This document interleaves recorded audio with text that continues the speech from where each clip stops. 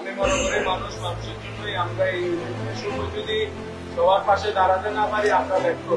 আমরা এত বড় একটা কোম্পানি হয়ে আমাদের নিজেদেরও অনেক ওয়ার্কার, অনেক এমপ্লয়ি এফেক্টেড এই কুমিল্লাতে, ফেনীতে, নোয়াখালীতে। তো আমরা আমাদের দাঁড়ানোটা খালি এই আমাদের এমপ্লয়ীদের জন্যই কর্তব্য না, বা আমাদের যত 50 লক্ষ লোক যে ওখানে ক্ষতিগ্রস্ত হয়েছে তাদের প্রতি আমাদের একটা দায়িত্ববোধ আছে। এই শেষ থেকে তাদের সাথে আমাদের দাঁড়ানো।